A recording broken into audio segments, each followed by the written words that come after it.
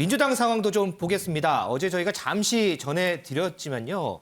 이재명 후보하고요. 그동안 두문불출했던 이낙연 전 대표가 손을 맞잡았습니다. 그 모습 영상으로 다시 한번 보고 오겠습니다. 너무 이제 산이 많아서 대통령이 많이 좀 업어주십시오. 예, 좀 이따 넉넉히 얘기하겠습니다. 네, 네. 민주당의 승리를 위해서 이재명 후보와 제가 함께 노력하기로 했습니다. 그리고 국가비전과 통합위원회를 만들어서 이 후보와 제가 공동위원장을 으로서 운영하기로 합의를 했습니다. 저희가 최선을 다하도록 하겠습니다. 대표님 감사합니다. 네, 고맙습니다. 네.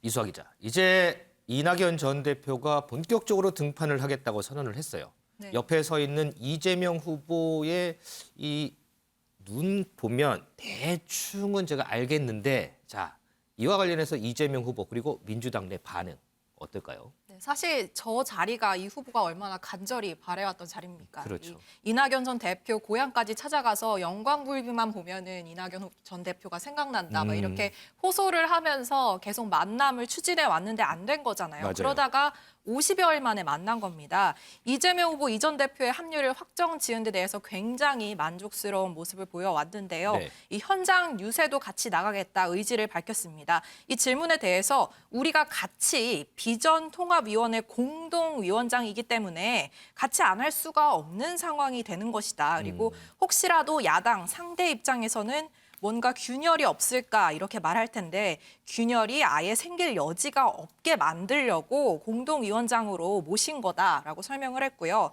이어서 이 전 대표가 그냥 도와주는 게 아니라 같이 하는 거다. 이 선대위를 같이 만들어가는 것이다라고 재차 강조를 했습니다. 이재명 후보 비서실장인 오형훈 의원도 비슷한 취지로 말을 했는데요. 어제 이 이낙연 전 대표면 국민의힘 3김, 그러니까 김종인 위원장, 김병준 위원장, 김한길 위원장까지 3명이죠. 충분히 상대 가능하다 얘기를 하면서 이 후보와 이 전 대표 간의 호흡으로 국민의힘을 압도할 것이다라고 밝히면서 골든 크로스도 가능할 것 같다. 이렇게 기대하는 모습을 보이기도 했습니다.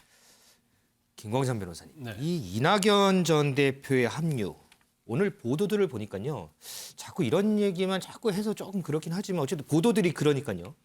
지금 국민의힘 상황하고 상당히 대비되는 보도들이 많이 나오더라고요. 저는 이제 그 보도의 지적이 맞다고 봐요. 일단 전에는 이제 이재명 후보 자체 혼자 뛰는 모습을 보였고, 그래서 이재명에게 없는 것이 윤석열 후보에게 있다. 그게 바로 이제 김종인 총괄선대위원장 그리고 이준석 대표였거든요. 그런데 사실은 굉장히 국민의힘에서는 이제 강점이 있다. 왜냐하면 뭐 3명이 같이 역할 분담을 하면서 대선에 임하기 때문에 굉장히 유리한 측면이 있고 또 보는 사람 측면에서 보면 굉장히 긍정적 효과를 얻을 수 있다. 이런 지적이 많았고 그런 평가가 많았어요. 네. 근데 결과적으로 지금 4분 오열되어 있잖아요. 특히 이제 이준석 대표의 어떤 돌발적인 행동, 서로 윤핵관, 이해권 싸우는 이런 행동들이 지금 제가 볼 때는 윤석열 후보의 지지를 깎아내리고 있고 거기에 플러스해서 이제 윤석열 후보의 어떻게 보면 실언 이런 것들이 굉장히 악영향을 미치고 있다고 봅니다. 그런데 이재명 후보가 이제 혼자 뛰다가 이제 혼자 뛸 때도 사실은 지지도에 있어서도 큰 차이는 없었잖아요. 그런데 이낙연 전 의원이 영입이 되고 도와주기로 한 것은 굉장히 큰 의미가 있다고 봐요. 그래서 일단은 뭐 분산해서 역할을 맡을 수도 있지만 가장 중요한 의미는 그거죠. 지난번 경선 과정에서 굉장히 감정이 안 좋았잖아요. 명락대전이라는 말도 참 그렇죠. 예. 그리고 이낙연 후보를 지지했던 사람들이 계속적으로 저도 보고 있습니다만 막 단체 카톡이랄지 SNS 보면 후보 교체를 계속 요구하고 있어요. 물론 그런 사람들이 굉장히 소수를 할지라도 이게 민주당 내에서도 4분의 5일이 있는 거 아니야? 후보로서 이재명 후보를 인정하지 않는 거 아니야? 이제 그런 약간 데미지가 있을 수 있거든요. 그런데 그런 부분은 이낙연 후보가 캠프에 관여를 함으로써 참여를 함으로써 상당히 잠재울 수 있다는 것이 이재명 후보에는 굉장히 득이 될 수 있겠죠. 그래서 물론 이낙연 의원도 그런 얘기를 했어요. 단소리만 하지 않겠다. 쓴소리도 하겠다 이렇게 얘기를 하고 있어요. 그래서 경우에 따르면 뭐 쓴소리 하겠지만 아마 국민의힘처럼 그런 갈등으로 갈 가능성은 없다 이렇게 봅니다. 그래서 현재 상황에서는 굉장히 대비가 되면서 오히려 이재명 후보가 힘을 얻는 그런 상황이지 않은가 싶습니다. 이수아 기자, 이번 이낙연 전 대표 등판에 대해서요. 이재명 후보 부인이죠. 김혜경 씨가 상당한 역할을 했다 이런 얘기 나오는데 무슨 역할을 했다는 거예요? 네, 저는 이 스토리를 좀 들으면서 국민의힘 처음에 김종인 위원장 모셔올 때 상황이 좀 연상이 됐거든요. 이 민주당에서도 이른바 부인 채널이 좀 가동하고 있는 거 아닌가 이런 얘기가 나오고 있는 것 같습니다. 이 선대위, 국민의힘 선대위를 구성할 때 김건희 씨가 이 김종인 위원장 부인과 긴밀하게 소통을 하면서 좀 자리를 마련했다. 뭐 이런 얘기가 취재진들 사이에 있었는데 네. 비슷한 얘기가 민주당에서 좀 나오고 있는 겁니다. 오영훈 의원이 얘기하기를 이 김혜경 씨에게 12월 19일이 이낙연 전 대표 부인 생신이다라고 귀뜸을 해줬대요. 네. 그래서 김혜경 씨가 이낙연 전 대표 부인 김숙희 씨에게 생일 꽃바구니와 카드를 전달했는데 이걸 좀 기점으로 이 후보와 이 전 대표 간의 소통이 활발해지고 좀 관계가 유연해지는 회동 날짜도 확정된 거 아니냐 이런 얘기가 전해지고 있습니다. 이른바 꽃바구니 내조다라고 이름이 붙여졌는데 네. 이게 이 전 대표를 움직였다 이런 얘기가 돌고 있습니다. 그런데요, 유호정 기자. 지금 우리가 뭐 꽃바구니 얘기도 하고 뭐 훈훈한 얘기도 많이 했는데 이런 분위기에 누군가가 제동을 걸고 있다 이런 평가가 많아요. 누구예요? 네, 바로 민주당 송영길 대표입니다. 송영길 대표요? 네, 어제도 저희가 이제 프레스룸에서 얘기를 했지만 전해졌죠. 김건희 씨가 사석에서 윤 후보에게 반말을 한다. 이제 최순실 이상으로 실권을 휘두를 가능성이 있다. 이런 얘기를 해서 이제 여러 비판을 받았는데요. 그랬죠. 이 실언이 나온 지 하루 만에 또 다른 실언이 나왔습니다. 어허. 어떤 얘기인지 저희가 영상으로 준비했습니다. 음주는 물론 잘못했지만 음주도 제보자 얘기를 들으러 뛰어가다가 급히 간 마음에 했다는데 이 전과의 내용을 보더라도 다 공익적 활동을 위해서 뛰었던 그 내용입니다. 사랑하면 알게 되고 알게 되면 보이나니 그때 보이는 것은 이전과 다를 것이다. 제가 했던 말입니다.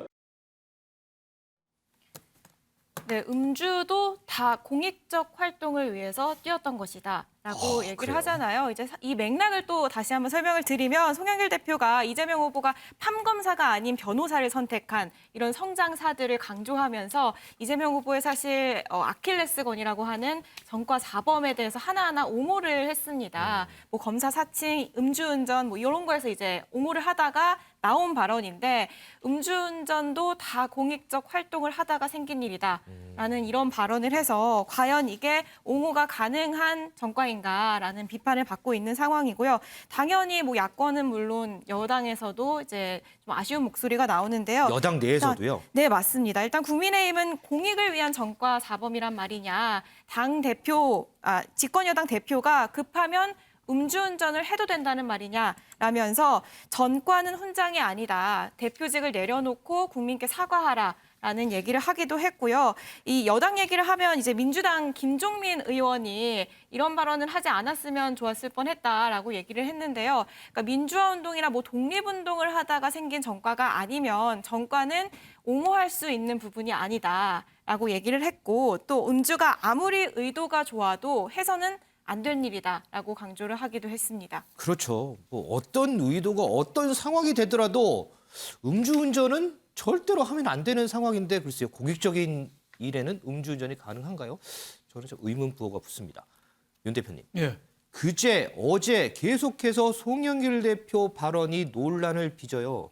네. 당 대표잖아요. 그렇죠. 어떻게 보세요? 여당 대표가 할 말이 있고 안 할 말이 있는데 저런 건 너무 많이 나간 거죠. 저 최순실하고 그 김건희 여사를 비교한 것도 그거잖아요. 김건희 여사가 남편인 윤석열 후보한테 반말한다. 반말하니까 틀림없이 최순실처럼 할 거다. 이런 말이 얼마나 누가 봐도 좀 말이 안 되는 거죠. 그리고 오늘 얘기한 거는 또 이재명 후보가 과거 음주운전 경력이 있는데 공익적 목적으로 음주운전한 거라 괜찮다. 이게 뭐 말입니까? 막걸리입니까? 말이 안 되는 거죠. 그 여당 대표가 저런 말하는 건 수준이 너무 떨어지는 거죠. 그래서 지금 강한 보면은 여당 민주당 대표는 그 국민의힘 윤석열 후보 그 선거대책본부장 같은 말만 하고요. 저 이준석 대표는 저 민주당 이재명 후보 선거대책본부장 같아요.